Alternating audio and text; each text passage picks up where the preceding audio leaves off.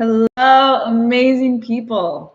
Welcome, masters. I am so excited to be here with you today. This is going to be an amazing call. And I'm going to do some teaching. I'm going to do some quoting. I'm going to bring in some amazing experts into this conversation about the truth of mastery. And if you are here watching live, I would love to know that you're here. Just say hi, tell me where you're coming from. And anytime something lights up for you, whether you're watching live or in the replay, just let me know, like, ooh, that thing that you just said, and then like tell me what it is, because I don't necessarily know later. What's lighting up for you? What resonates for you? What questions come up for you? I want your engagement. I want to hear from you. Every question that you ask is important to me. So there's a couple principles that I want to bring in today, and I'm going to use the wisdom of other teachers to sort of amplify this understanding, because I think it helps when we bring in that additional expertise. So again, as you guys are popping on, tell me that you're here, where are you calling in from? And just as we begin, feel yourself as a master. Yes, you're coming to learn. Yes, you're coming to study. Yes, you're coming to grow. But from the foundation of mastery, from the foundation of the truth that you are already masterful, and we're just adding in some goodness on top of that. So I want to start by reading a quote from Robert Greene's Book of Mastery. He's got a real big version of this book. I got the small one, and I have not even read the whole thing. But when I decided to do this teaching, I just was curious what he had to say about it, and immediately found something that I feel is really relevant to this conversation. So I'm just going to start by reading the very beginning of the first chapter. You possess a kind of inner force that seeks to guide you toward your life's task, what you are meant to accomplish in the time that you have to live. I'm going to read more, but I just want to pause here for a second, because what this means to me immediately is that there is a mastery, a unique offering, a unique gift that you alone came into this lifetime to live, to give, to serve, to offer, to create. And nobody else can do it but you. So there is inherent, even when you're born, like think about the mastery of an infant, right? They are pure love. They have tremendous mastery in loving. They have tremendous mastery in receiving love. They have tremendous mastery in asking for what they want unapologetically. They are relentless in their pursuit of the boob, right? So there is mastery in you. It's built into your nature. If you think about nature out in the world, any animals, plants, there's mastery built into their DNA. The sequoia is masterful at being the sequoia. The squirrel is masterful at being the squirrel. And you are masterful at being you. Masterful already.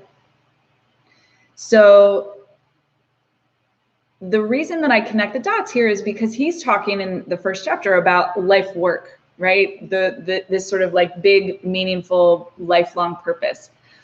And I think that gives us an understanding that, like, because we know, if you believe this, and I do, I don't know why you wouldn't. I can't think of any reason why this wouldn't be true. So if you believe that you have a purpose here, that no one else can live, there embedded in that is the mastery to find that purpose, know that purpose, live that purpose. That doesn't mean that you won't study. It doesn't mean that you won't add skills to your toolbox.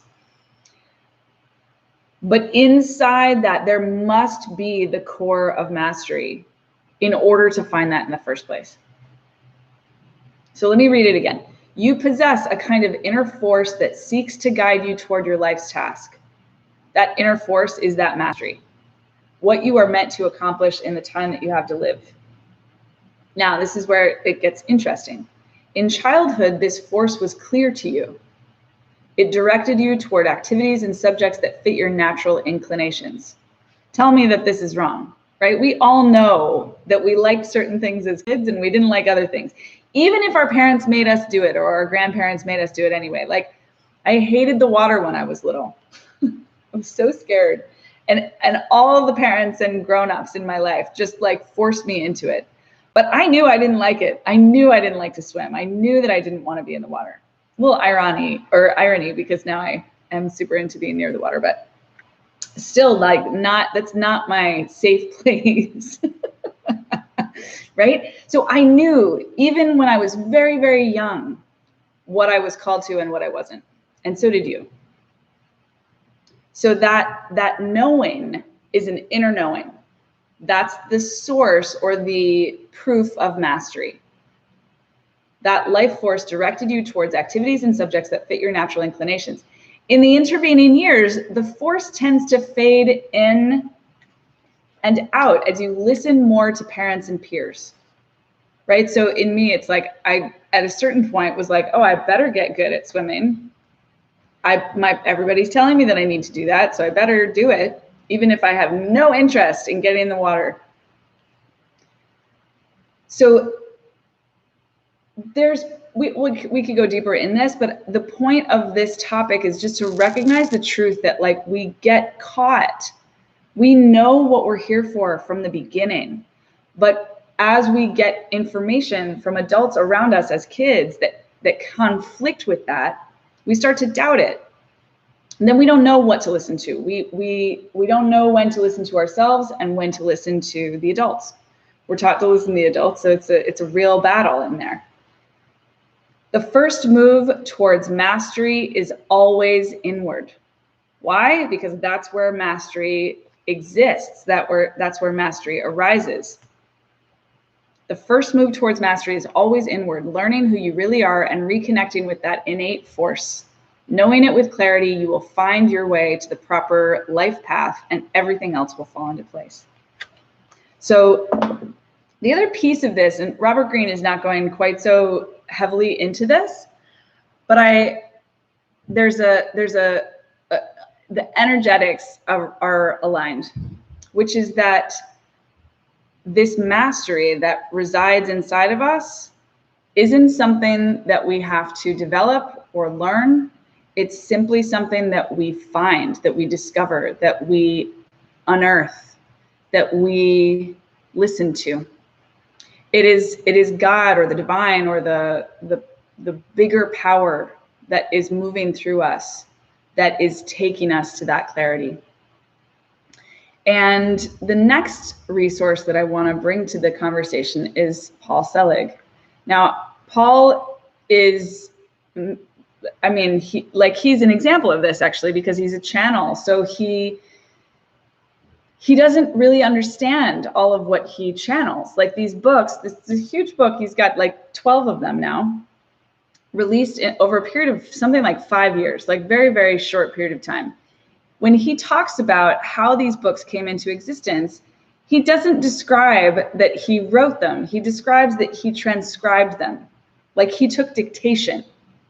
The mastery that's in these books comes from source, comes from God, comes from his guides, comes from a power that has resided inside of him since he was born, that it took him this long, I don't know how old he is now, maybe 50 or 60, to learn how to hear and be willing to get out of the way so that the mastery can come through.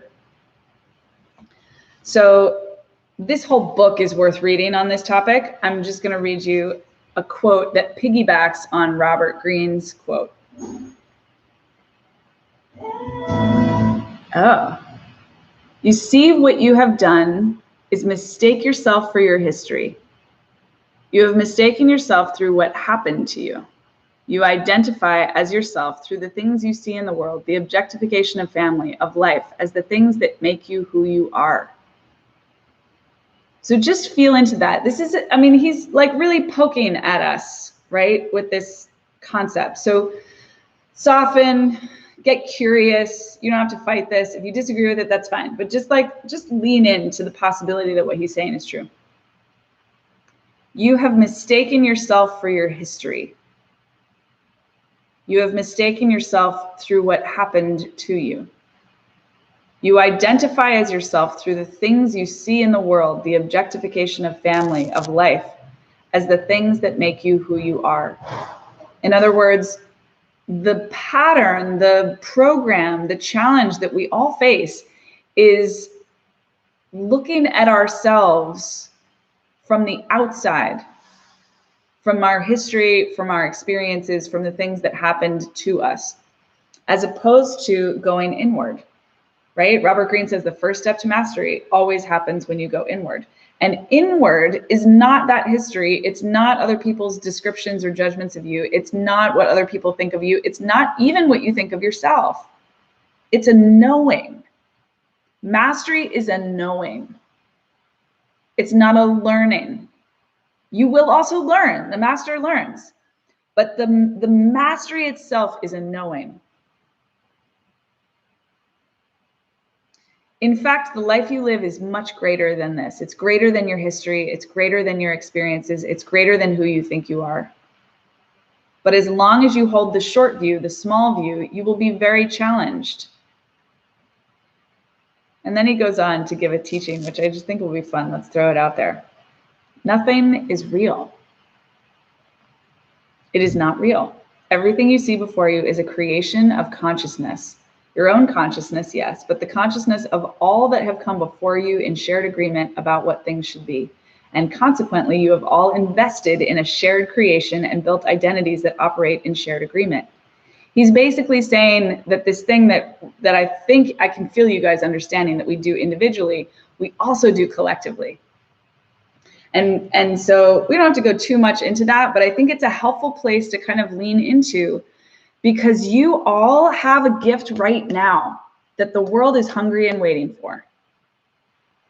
My argument is that the degree to which our world is not functioning at its highest capacity is simply a measure of how much we are disconnected from the truth of the mastery that we all are here to bring. Very simple. And the way that we find that mastery isn't necessarily by going to graduate school and getting a fancy degree. It's not necessarily by going to get certified in some coaching program or healing program. Those things are also valuable. They give us life experience that allows us to channel our mastery. But the mastery is in us from the get-go. One of Paul's, I would say that Paul's mantras, and I've talked about this with you guys before because it's so powerful, is I know who I am. I know what I am. I know how I serve. I am here, I am here, I am here. So just close your eyes for a second, if you can, if you're not driving or something, operating heavy machinery, take a moment, close your eyes, and just feel the truth of that sentence. I know who I am. Right? That's a sentence, a statement of knowing, of mastery. I know who I am. It's a feeling.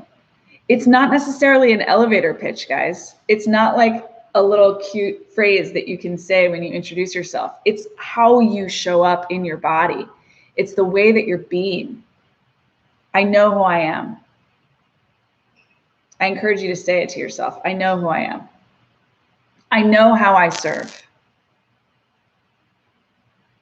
In other words, I know I'm here for love. I'm here for mastery. My service is in my mastery. My service is in my knowing who I am. And I skipped one in there because it's funny. I skipped that one. I know what I am. I know I'm a soul. I know I'm not actually this body. This body contains me. It's a vehicle for me to move around and play in. But this body is going to change. It's changing all the time, right? I have this little small pimple today. It wasn't there yesterday. It won't be there 2 days from now. This is not me. It's on me, but it's not me. So we know this intellectually, but the body is a great example of how we get caught, because it's so easy to identify with this stuff and feel like this is me. Oh, this is me. Touch me and I got things to say, judge me, or I judge myself because this, it's so easy to become so attached, so identified that we forget what we are. We are not these bodies.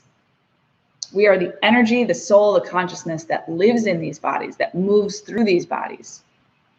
And that we are, that's masterful. That's mastery. This mantra is one that I play with every day. I teach all of my clients to play with it. And when I say play with it, I just literally mean to say it and feel it. It opens something just to say it. I know who I am. I know what I am. I know how I serve. And then the final closing part, I am here, I am here, I am here. To me, it just feels like it's an invocation. It's a way of saying yes. And I'll tell you a quick story. Yesterday, I had the honor and privilege of co-creating a ritual, a ceremony for two of my old clients who were in business together and wanted to create a covenant.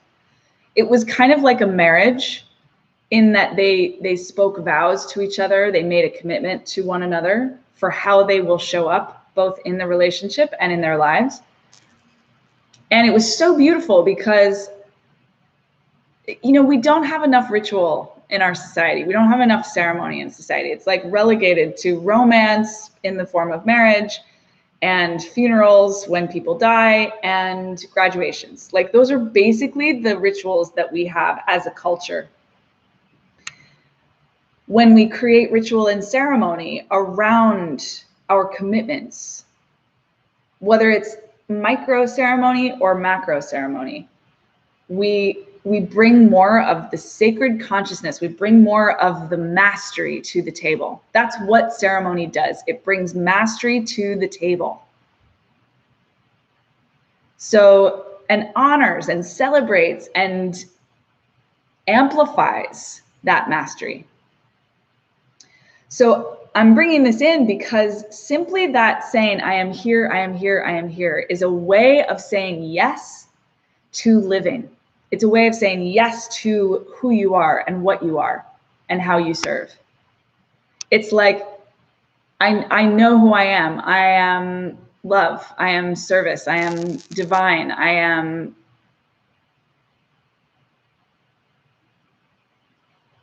presence. I am consciousness. I know what I am.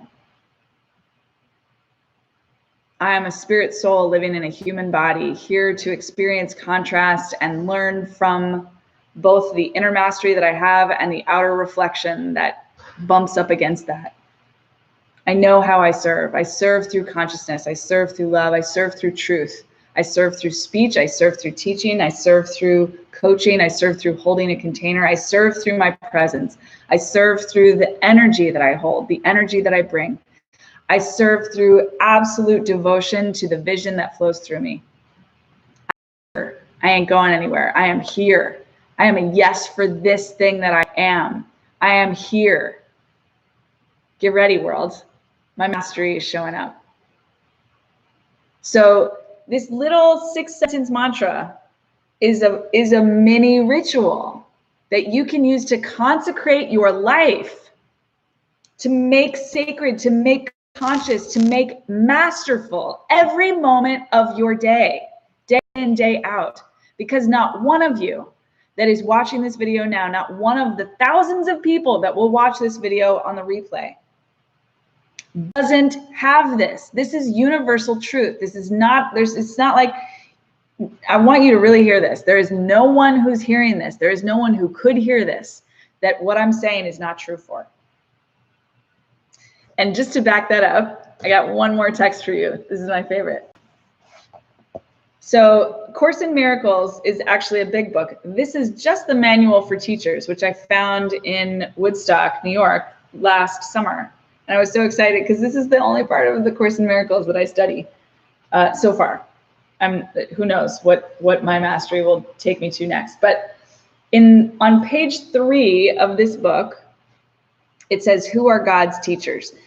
It's basically, my translation of this is, who's the master? Who in the world is a master who can teach the Course in Miracles? Who in the world is a master who can help other people, who can serve other people, who can transmit a powerful teaching? So here's the answer. A teacher of God is anyone who chooses to be one. Feel that. Anyone who chooses to be one. It does not say a teacher of God is anyone who spent 25 years in public schools, college, and graduate school. It does not say a teacher of God is anyone who has been anointed by the Pope or initiated by a guru in the Himalayas. It doesn't say a teacher of God is someone with the right letters behind their name or the right parentage or the right life experience. A teacher of God is anyone who chooses to be one. Her qualifications consist solely in this. In other words, her mastery exists solely in her choice. Somehow, somewhere, she has made a deliberate choice in which she did not see her interest as apart from someone else's. In other words, she chose to serve, chose to teach. And I don't always read this part when I teach this, but I think it's relevant for you guys. Once she has done that, once she has chosen to be a teacher of God, her road is established and her direction is sure. A light has entered the darkness. It may be a single light, but that is enough. This is also good. Actually, I'll come back to that. So why is this so important? What we are all seeking is clarity. What gets in the way for all of us is confidence, insecurity, doubt, worry, right? When we feel the friction or the distance between what I'm talking about and our actual experience. So it's such a powerful teaching that the gap, the way of closing that gap, if you feel doubt, like who am I to help or who am I to serve or who am I to make $1 million? That the way to close that gap is simply to choose. I am a teacher of God. I know who I am. I'm a fucking badass master, not because of my life experience, because I'm alive, because I have a soul in this body that is here to preach, teach, transform, facilitate, educate, serve, help, love, support. That choice, the willingness to make the choice, creates clarity. You don't have to wait for the clarity to come. You choose the clarity. And once you do that, your direction will be sure. That brings light to the darkness. In other words, consciousness to the unconscious, service to the world. Then this final piece is really fun. She has entered an agreement with God, even if she does not yet believe in him. I think that's powerful. You don't have to know, you don't even have to know what God is or relate to that word in order to choose to be in your mastery, to be a teacher of God, to preach, teach, heal, transform, help, assist, support, serve, like make the world a better place. She has become a bringer of salvation. She has become a teacher of God. Fucking powerful shit. I fucking love this part. This chapter, by the way, is this long. Not even. It's just this one page. It's very, like 4 paragraphs, okay? I teach this in my online course as well. The second page, like literally right after that, this is 1, 2, 3, 4, this is 5 paragraphs. This section is entitled, Who Are Their Pupils? And I'm going to throw this in because I think it's really powerful for you to understand who your mastery is for.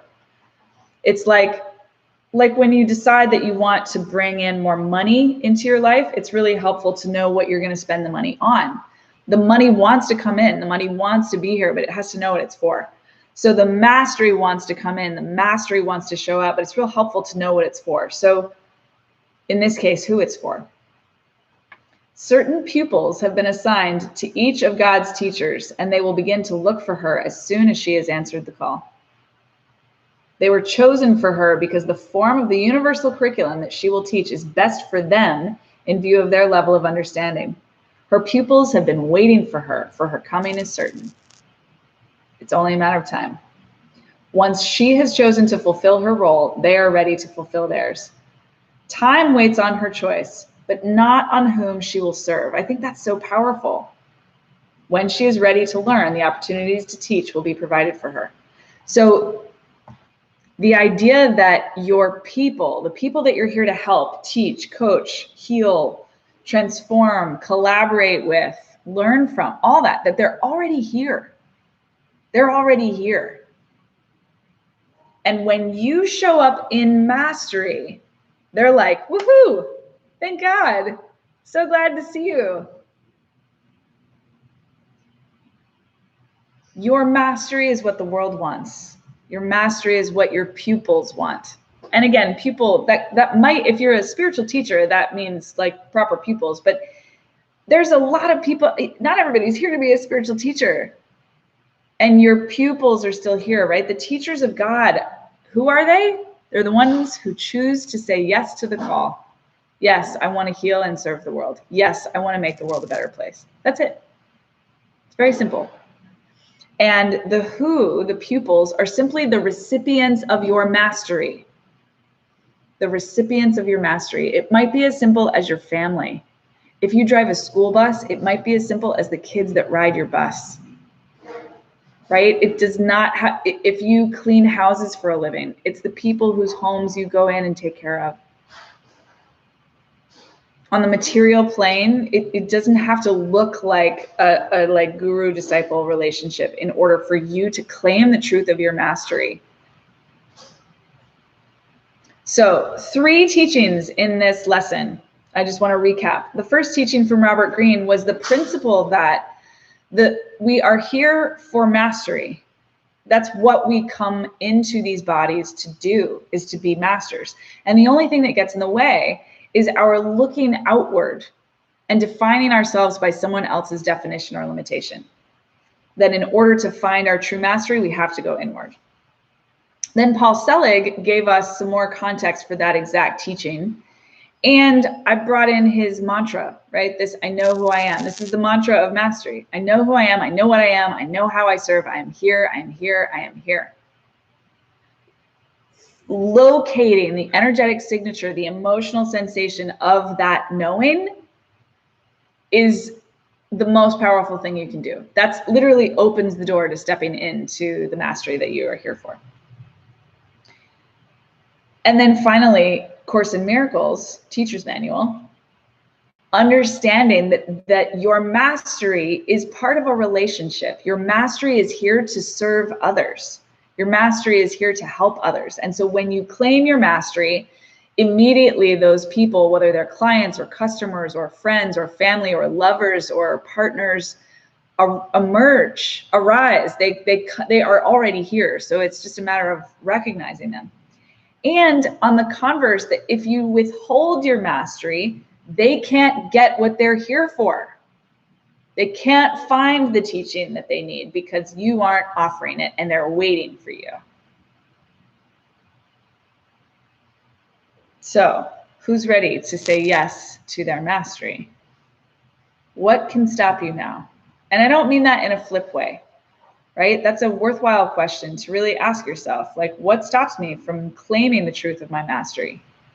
Fear of other people's judgment, uncertainty, insecurity, doubt. Past experience tells me that I can't do it. I won't do it. I didn't do it. I'm not allowed to do it. Get honest with yourself about what it is that has stopped you from claiming the full mastery that you are. Be tender and merciful with yourself. Keep practicing, leaning in. Let me know how I can help. I would love to know what about this teaching really resonated with you. What about this teaching raised questions for you? Please, please share. I will read every comment and respond to each one personally. Part of my mission in this next year and more of evolution of the business, maybe indefinitely, is to be personally responding to every single comment. So anything that you write, I will read and respond to. Thank you guys for tuning in. You guys are amazing. See you the next time and have a beautiful, beautiful week.